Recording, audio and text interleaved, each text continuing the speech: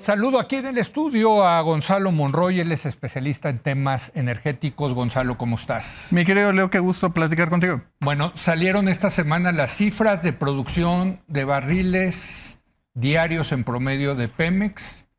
Muy malas noticias. Yo te diría que es una tendencia. Es exactamente lo que estamos viendo, un escenario totalmente inercial. Y hay que explicar las causas de cómo llegamos aquí. La primera, nuestros campos más grandes que tenemos en el país siguen cayendo. Cantarell, nuestro gran gigante petrolero de 2.2 millones en el 2003, ahora produce menos de 150,000 barriles, menos del 99%. Ya es la colita, ¿no? Prácticamente. Kumalopsa, que es la columna vertebral de nuestro país, pues prácticamente tuvo su pico en el 2019 y ya está cayendo más de 150,000 barriles. Toda la estrategia que puso esa administración, los famosos campos prioritarios, que básicamente consistía en tratar de llevar campos de rápido descubrimiento a una muy rápida producción. Tratar de hacerlo lo más rápido y ágil posible. ¿Qué ocurre? Todos esos campos, en el mejor de los casos, pues son chiquitos, son charalitos cuando deberemos estar buscando las ballenas. Y en los esfuerzos exploratorios, pues por desgracia nos hemos ido por cosas muy pequeñas, pero muy seguras, en lugar de entrarle a más riesgo, compartido si lo quisiéramos ver así, pero que no hemos encontrado nada. ¿Aguas profundas? No es el interés de esta administración y prácticamente no se ha hecho nada en ese sentido. Porque eso era el gran tema. Me acuerdo cómo lo debatimos aquí en esta mesa, que la siguiente frontera eran las aguas profundas. Y esta idea de las aguas profundas, el famoso tesorito de la época de Felipe Calderón, pues es donde todavía tenemos unos grandes recursos. El problema es de que también el mundo se nos ha cambiado. Y ahí entramos al tema de la transición energética. Hoy vemos, por ejemplo, que todas las empresas del ramo petróleo están teniendo súper ganancias. Tu columna precisamente hablaba de eso. Un punto bien importante acá es entender que estas inversiones prácticamente a nivel global se han detenido. Hay lugares como Guyana, como Brasil, como África Occidental que están creciendo. Pero fuera de esos lugares, prácticamente lo que hay el día de hoy es todo lo que hay. No hay nuevos desarrollos. ¿Del otro lado del Golfo, del lado de Estados Unidos, siguen invirtiendo en aguas profundas? Muy poco. Es prácticamente... Digo, porque ahí sí le habían metido mucha lana, ¿no? Totalmente, pero son los proyectos que ya están, son los que se están desarrollando. Incluso muchas empresas se han deshecho o han vendido estos proyectos de alto costo para concentrarle en lo que ya tienen y hacerlos todavía más rentables. Fíjate, eso es interesante. Entonces el tesorito valió gorro. Sí, y aún así, fíjate, con todas las cosas, México sigue teniendo un potencial significativo importante. Y aquí vale la pena hablar una cosa muy en particular. El corazón de una de las cuencas petroleras estadounidenses, el Permian, que es la frontera entre Texas y Nuevo México, esa cuenca, nada más una cuenca, produce 5 millones y medio de barriles diarios. Bueno, es una locura. Estamos hablando que produce prácticamente 4 veces más que todo lo que produce México como un país. Sí. Ahí, ¿cuál es el secreto? ¿De dónde se salió esto? Esa es una cuenca de que se descubrió en 1910.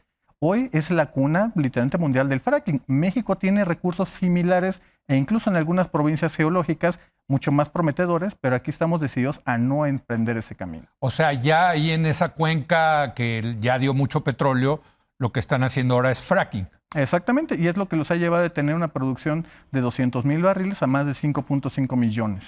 Su mecha. Bueno, a ver, voy a los números y los voy a citar de memoria y dime si estoy en lo correcto. Claro que sí. Cuando entró López Obrador, estábamos produciendo 1.8 millones de barriles de petróleo diario. Es correcto.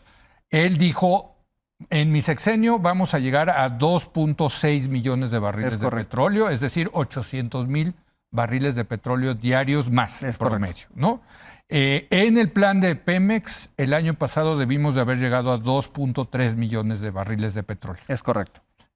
Las cifras que dio a conocer la Comisión Nacional de Hidrocarburos, en lugar de estar produciendo 2.3, estamos produciendo 1.6 millones de barriles de petróleo diarios. Eso es como país, pero si hablamos específicamente de Pemex, porque hay dos historias muy interesantes. Sí. De este 1.8 de 2018, es prácticamente 100% Pemex. Apenas 2,000 barriles eran de privados. Sí. Hoy, finales de 2022, los privados están produciendo más de 100,000 barriles, mientras que Pemex está en 1.5 millones de barriles. 1.5 produce el petróleo mexicano. Y 100,000 los privados con la reforma de Peña, exactamente, que ya no siguió el presidente López Obrador.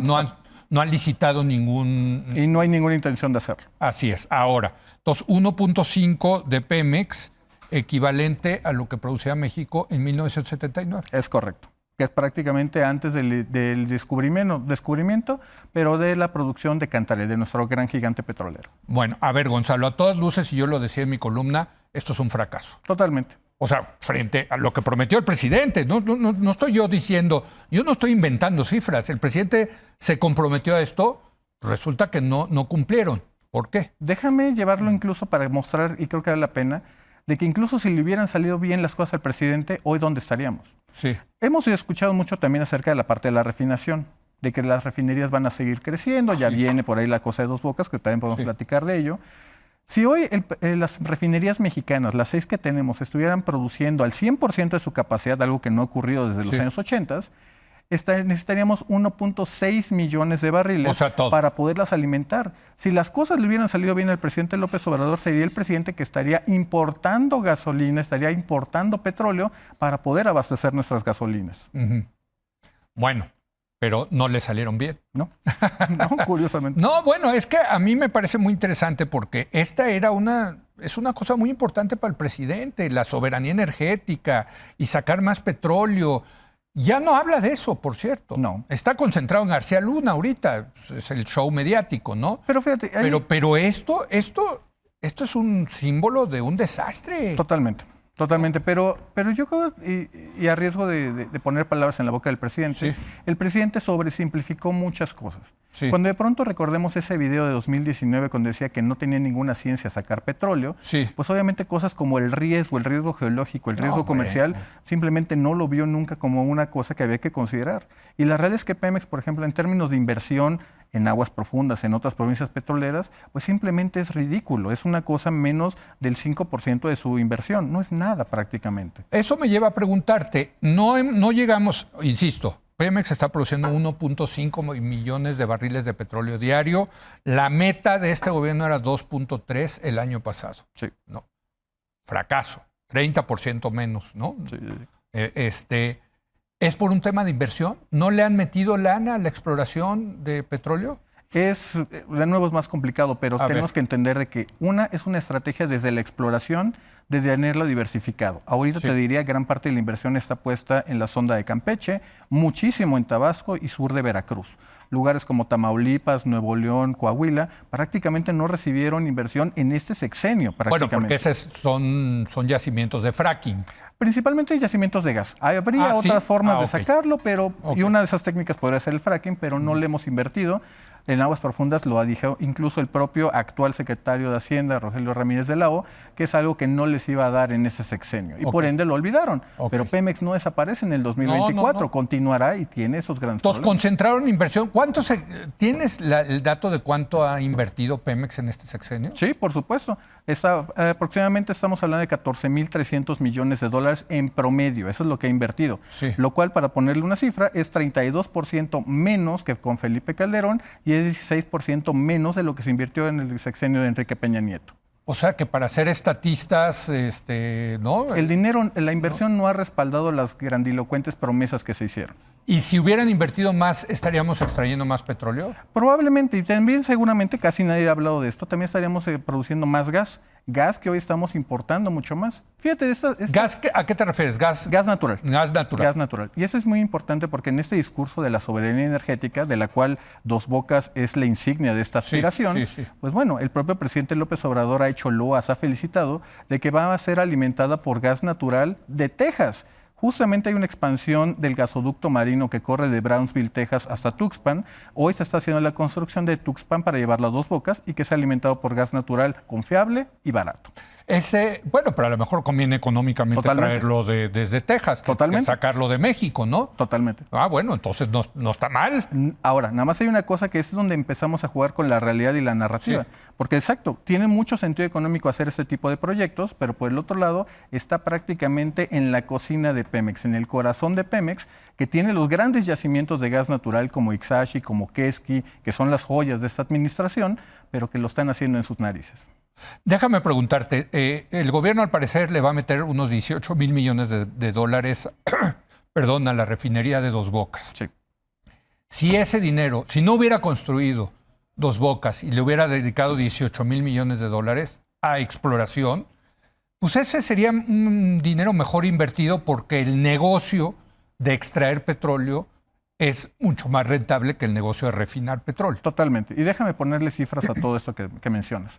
Por ejemplo, en 2018 el precio de la mezcla promedio fue de $61 y el costo de producción promedio fue de aproximadamente $9. Pues nada más que márgenes, man. Ahí es Qué una cosa precioso. impresionante. En cambio, si nos vamos a ver el barril de gasolina refinado en promedio en las refinerías mexicanas, estábamos perdiendo, era más alto el costo de producción que el precio al que lo estábamos vendiendo por un margen de 2-1. Estábamos perdiendo el La doble. mitad. Estábamos perdiendo 2 veces más de lo que nos costaba importarlo.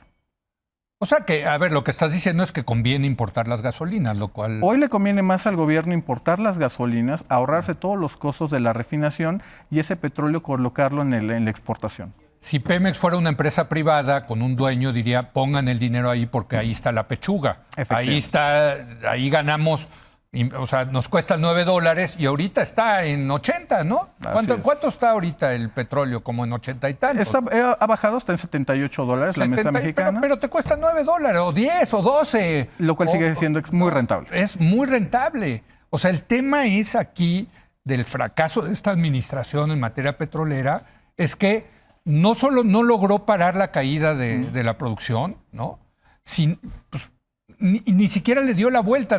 O sea, vaya, ¿en cuánto vamos a terminar? O este año a lo mejor terminamos en 1.4, ¿no? Es muy posible que, dadas las proyecciones que hemos hecho en GMEC, es muy probable que para finales del 2024 estemos rayando 1.4 millones de barriles. 1.4. Cuando, insisto, López Obrador lo tomó en 1.8. Así es. Y él prometió que lo iba a dejar en 2.6. Sí. Y lo va a dejar en 1.4. Es muy probable que terminemos ahí.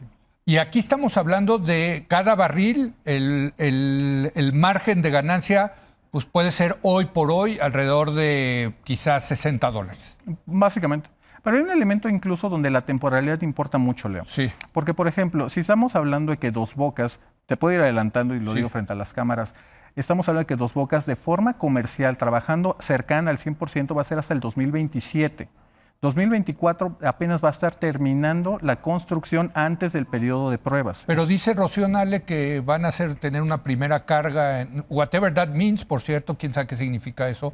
Una primera carga en 2024. Déjame aclarar qué probablemente quiso decir la secretaria. Es como construir un Ferrari para que avance una cuadra a primera velocidad, cuando pudiste haber comprado una flotilla quizá de autos, Porsche, a lo mejor, o algún otro, un BMW, para avanzar 500, 600, 800 kilómetros. Pero lo construimos nosotros.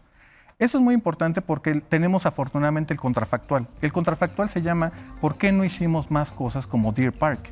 Deer Park, en conjunto con deuda e inventario, nos costó $2.200 millones.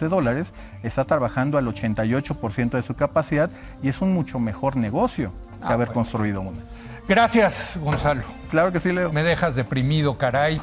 Porque yo dije, bueno, son estatistas, le van a meter lana, vamos a producir más petróleo. Y pues resulta que no. Resulta que ni le metieron lana ni están sacando más petróleo. Un fracaso, a todas luces. Y Leo, cuando Dos Bocas empieza a operar, significa que ese petróleo que deberíamos de estar mandando a exportación y capturar grandes márgenes, sí, los vamos a perder ahora. Gracias, Gonzalo. Claro que sí, Leo. Regresamos con Mauricio Mechula.